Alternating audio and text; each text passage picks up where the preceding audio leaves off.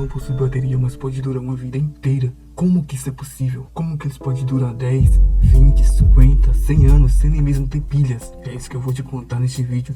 Você sabe por que as pessoas estão tão dispostas a gastar tanto dinheiro para comprar um Rolex, quando os relógios semelhantes são tão mais baratos e os nossos celulares já fazem praticamente a mesma coisa, por um preço muito abaixo e com 1000 outras funções? O Rolex não é apenas um relógio, o Rolex é uma marca, mas não só uma marca qualquer, porque as pessoas não pagariam 150 mil reais em um relógio de qualquer marca. A verdade é que esse relógio da Rolex leva muito tempo para ser produzido. Há relato que o único relógio da Rolex pode levar um ano inteiro para ser fabricado, pois a Rolex não tem terceirização em sua produção. Seu preço pode até aumentar de valor, e bem conservado, permitindo que as pessoas o vejam como um investimento. Ainda valerá um preço semelhante mesmo anos de uso, algo que nenhuma outra marca jamais conseguiria. Quando você compra um Rolex, você não está pagando pelo relógio, você está pagando pela marca. Antigamente as pessoas costumavam usar o sol como relógio. Quando ele estava nascendo, eram 5 horas. Quando ele estava no centro, era meio-dia. E quando ele estava se pondo, eram 6 horas. Você simplesmente só precisava olhar para cima, e era grátis. Olha só, você também poderia medir as horas olhando para sua própria sombra no chão. Um dos primeiros relógios a ser inventado pelos seres humanos foram os relógios de sol,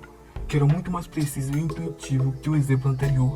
O relógio de sol é um instrumento que mede a passagem do tempo pela observação da posição do sol. Os tipos mais comuns são os relógios de sol de jardim, que são formados por uma superfície plana que serve como mostrador, onde estão marcadas as linhas que indicam as horas, e com um pino ou placa cuja sombra projetada sobre o mostrador funciona como se fosse o ponteiro de um relógio comum. Porém, tem vários modelos diferentes. Os relógios foram feitos que ajudaram bastante a humanidade nos dias de hoje. Em alguns casos, eles puderam até salvar vidas. Durante a missão Apollo 13 da NASA em 1970, um problema técnico grave deixou a espaçonave em perigo. Os astronautas precisavam realizar uma queima de combustível crítica para retornar à Terra em segurança, mas os seus computadores estavam desligados. Usando o relógio Omega Speedmaster, o astronauta Jack Wigger conseguiu cronometrar a queima de combustível manualmente, permitindo que a missão fosse um sucesso. O Rolex é um dos relógios mais famosos do mundo, se não o maior, em todos os quesitos, menos o preço, é claro. Como uma criança órfã sem dinheiro construiria a marca de relógio mais famosa do mundo. A história da Rolex começa com Hans Wilsdorf, um inovador e misterioso fundador da empresa. Hans nasceu na Alemanha em 1881. Nasceu de uma família que lhe deu muito amor, porém muito cedo para Hans, ele teve uma visita inesperada da morte que trouxe muito sofrimento e tristeza e acabou separando a mãe do seu filho. Pouco tempo depois, não saciada, ela voltaria novamente e levaria seu pai, deixando o pequeno Hans praticamente sozinho e desesperado.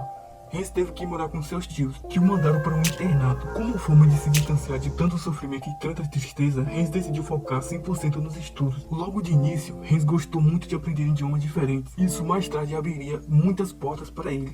Assim que ele terminou a escola, ele foi trabalhar na Suíça, em uma empresa chamada de Konus Corto, uma grande exportadora de relógios de bolso. Por saber falar alemão, inglês e francês, ele trabalhou como balconista e correspondente para aquela empresa. No entanto, a empresa também fabricava alguns de seus próprios relógios, e portanto, essa função deu a Hans uma grande oportunidade de aprender a construção de relógios e estudar de perto a indústria relojoeira. Depois de passar muito tempo trabalhando, Hans desenvolveu um profundo apreço pelo ofício e tornou-se obcecado com a ideia de criar relógios perfeitos.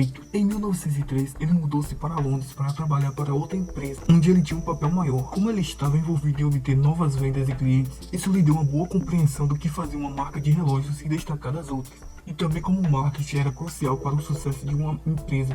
Esses diferentes trabalhos eram bastante agradáveis para Hans, que já estava sonhando muito maior e querendo implementar as suas habilidades que aprendeu para si mesmo. Em 1905, com a idade de 24 anos, Hans decidiu começar sua própria empresa de relojoaria. Ele tinha uma pequena quantia de dinheiro que ele tinha economizado, que investiu no negócio, mas a maior parte do seu financiamento veio do seu cunhado Alfred Davis, que se tornou o cofundador. Juntos eles criaram a empresa Wilsdorf Davis. Alfred e Hans começaram a importar relógios da Suíça para vender no Reino Unido. Porém, naquela época os relógios de pulso não eram tão populares como são hoje em dia, que era considerado como joias femininas, delicadas, seria frágil e que quebrariam muito facilmente. Mas Hans afirmou que os relógios de bolso iriam desaparecer completamente e os relógios de pulso os substituiriam definitivamente. Hans então usou sua conexão antiga de quando ele trabalhava na Suíça para importar mecanismos feitos na Suíça para que eles pudessem criar relógios de pulsos de alta qualidade. Porém, qualidade por si não seria suficiente. O reconhecimento da marca seria o elemento mais crucial de todos. Eles inicialmente tentaram combinar letras aleatórias do alfabeto de todas as maneiras possíveis, para chegar a centenas de nomes únicos, mas nenhum deles parecia perfeito para Hans. Mas então Hans disse, enquanto ele estava andando para o trabalho, um gênio sussurrou em seu ouvido, Rolex. Independente de onde aquele nome realmente veio, era perfeito. Rolex é um nome memorável, mas também é fácil de pronunciar em qualquer idioma. Ele começou a imprimir nos mostradores de todos os seus relógios, que também ajudou para construir o reconhecimento da marca. Mas na verdade, alguns anos mais tarde, ele mudaria todo o nome da empresa para Rolex Optical Limited. Muito rapidamente, seus relógios de pulso começaram a vender muito bem. Em 1910, a Rolex tornou-se o primeiro relógio de pulso a ser premiado com um certificado suíço de precisão. E em seguida, em 1914, o Observatório Golpista Britânico concedeu ao relógio Rolex uma classificação A, que nenhum outro relógio de pulso havia recebido antes. Mas no mesmo ano, a Primeira Guerra Mundial iniciou. Muitas empresas de relógios faliram. Porém, para a Rolex foi uma época de muito sucesso, porque os relógios de pulso se tornaram favoritos entre os militares por sua confiabilidade e conveniência em relação aos relógios de bolso. Mas sem dúvida, o crescimento real da Rolex podia ser atribuído às iniciativas de marketing de Hans na década de 1920. Hans estava colocando seus relógios em exploradores, atletas, pilotos, aviadores e inúmeras outras personalidades de sucesso daquela época, além de fazer propaganda nos rádios e nos jornais. Em 1926, a Rolex criou seu primeiro relógio comercial totalmente à prova d'água, sob o nome de Ostra. E Hans tinha uma ideia perfeita de como fazer o marketing daquele novo relógio. Ele tinha ouvido falar sobre uma mulher que ia nadar no canal da Mancha, e Hans então a convenceu a fazer o percurso usando o relógio da Rolex à prova d'água. Depois de mais de 10 longas horas nadando na água fria, ela surgiu com o relógio Ostra completamente intacto, gerando muitas manchetes sobre o novo produto da Rolex. Como mais uma estratégia de marketing de Hans então disse aos revendedores para exibir o relógio dentro de aquários, onde teria peixes nadando em volta do relógio. Porém, a maior inovação do mundo viria alguns anos depois, quando os engenheiros da Rolex desenvolveram o rotor perpétuo. O relógio de rotor perpétuo que eles criaram não tinha bateria nem corda. A energia de que os ponteiros precisavam vinha de um rotor perpétuo, um peso em formato de meia-lua que girava livremente em torno de seu próprio eixo.